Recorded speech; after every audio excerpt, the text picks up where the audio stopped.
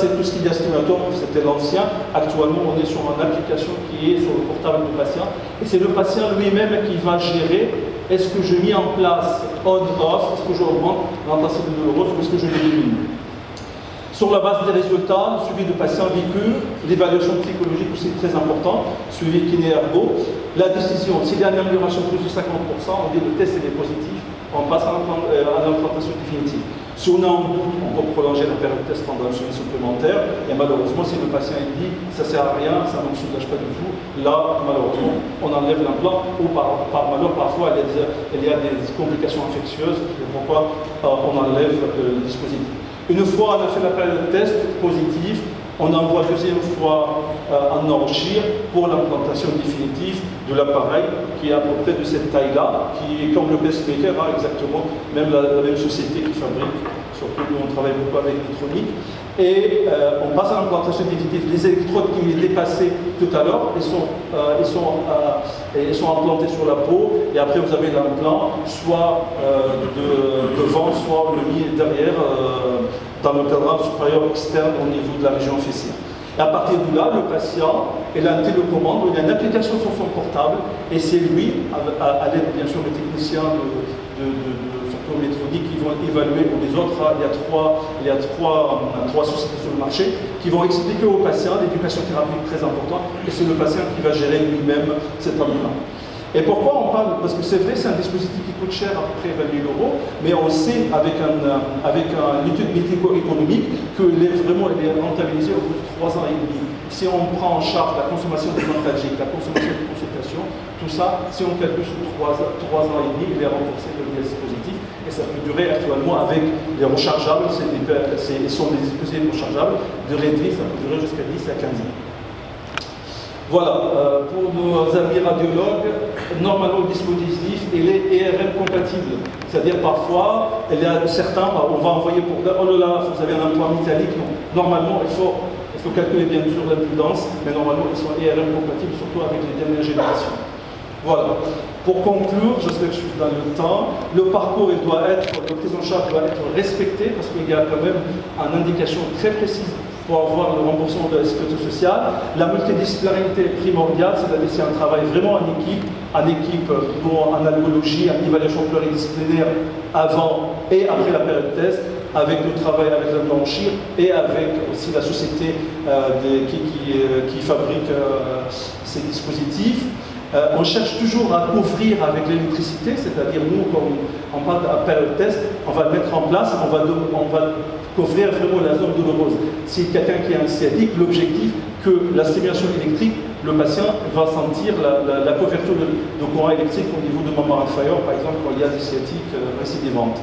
Le meilleur contrôle de la douleur par la normodulation autorise, bien sûr, l'objectif, c'est toujours réhabilitation physique, réinvestissement, récupérer la qualité de vie et réinvestir dans la vie professionnelle et la vie personnelle de patients. Voilà, je vous ai mis toutes les indications actuellement de l'électrothérapie. De venir, on peut utiliser l'électromodulation, c'est-à-dire l'électrothérapie, dans plein d'indications et plein de pathologies différentes. Et voilà, je vous remercie pour votre attention.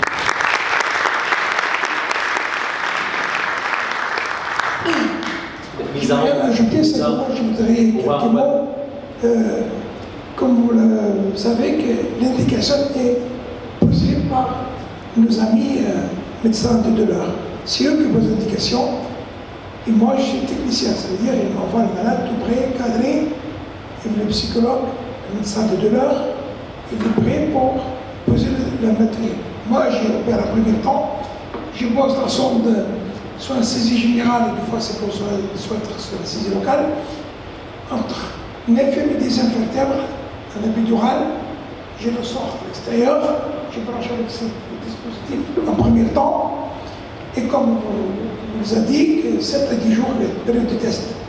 Souvent ça marche très bien, malade soulagé, il est sous morphine, il est sous traitement lourd, et là il n'y a plus rien, c'est-à-dire presque plus aucun traitement antalgique. Quand ça marche vraiment très bien. Et puis au bout de 7 jours, quand ça marche, je reprends pour poser la poitrine, au niveau des fesses, au niveau de l'abdominal, c'est très petit, ça ne se voit pas, tout caché sur la peau, le malade ne va rien avoir. et avec son smartphone, il peut diminuer, augmenter ou arrêter l'appareil, mais il a un seuil qu'il ne peut pas dépasser parce que sinon il va monter jusqu'au plafond, il va danser.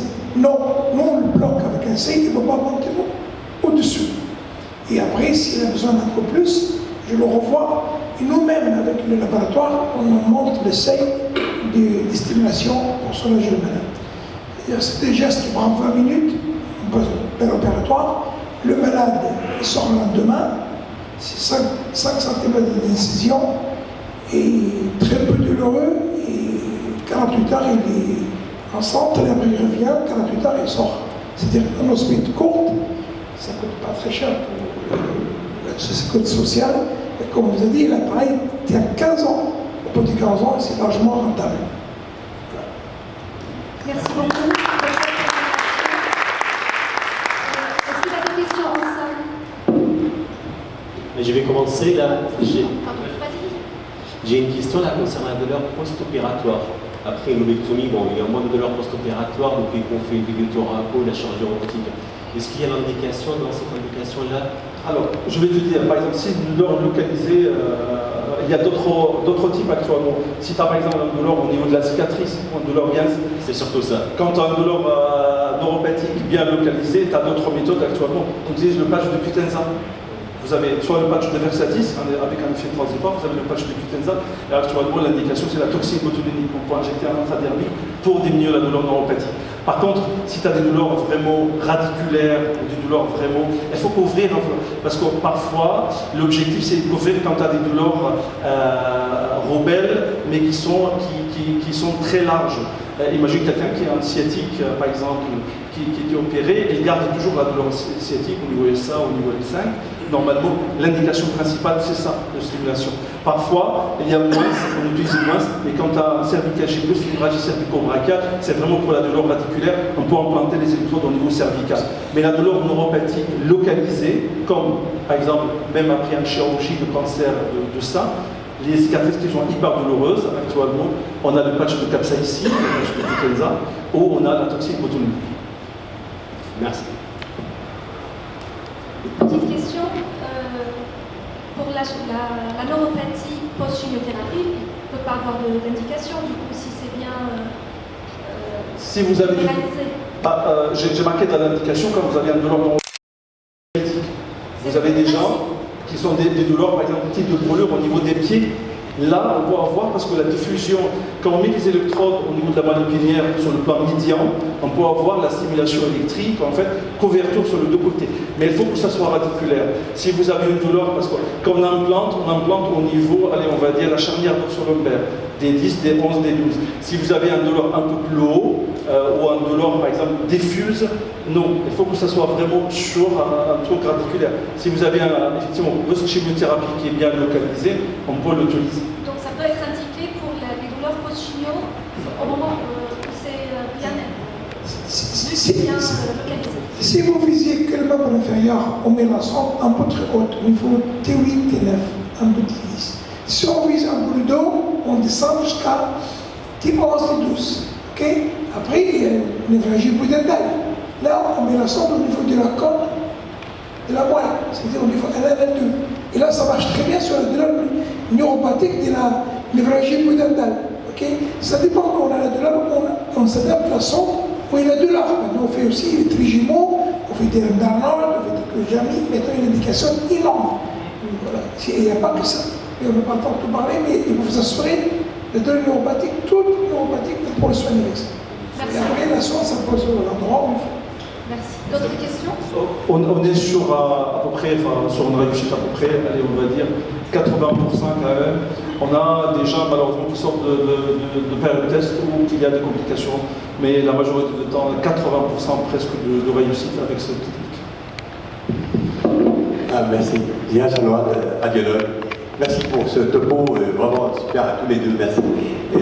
Voilà, pour l'IRM, oui, tu as dit que c'est bon, c'est compatible, pas de souci. Pour la surveillance, comment ça marche? Est-ce que ça se dérègle une fois qu'on a fait une IRM, il faut vous renvoyer ou pas? Parce que vous savez, quand il y a des sortes de dérivation ventriculo-péritonéale. Non, ce n'est pas la même chose. Là, il a l'appareil avant l'IRM, il faut l'IRM terminer, il remettre l'appareil en marche, il rentre chez lui et c'est fini. C'est pas comme la dérivation du club tunnel, il faut, dès que ça remet à zéro, il faut tout reprogrammer. Ça, j'ai fait ça aussi parce que je suis neurochirurgien, mais là, c'est pas le même cas. Là, on arrête l'appareil avant l'IRM, il faut l'IRM fait. On le remet en marche, il rentre chez lui, il n'a pas besoin de me revoir. Parfois, vous demandez à l'ASP, aux radios, qu'est-ce que vous attendez de nous pour vous dire ou pas? Je vais vous dire. Pardon. Alors, parfois, malheureusement, après, parfois l'appareil fonctionne très bien et dans ce coup, le patient me dit écoute, j'ai des soucis, je sens plus, je sens moins. Et parfois, quand on nous demande, on va vérifier les électrodes. En fait, c'est vrai, les IRM, nous, on ne demande pas les IRM pour le contrôle d'appareil, les IRM sont pour d'autres indications. Mais nous, ce qu'on demande parfois, les radiologues, c'est vraiment vérifier. Parce que malheureusement, parfois, on voit vraiment, surtout pendant les premiers 3 mois, parce qu'on n'a pas encore la fibrose post-opératoire, qui contrôle vraiment, on peut avoir malheureusement les électrodes qui bougent.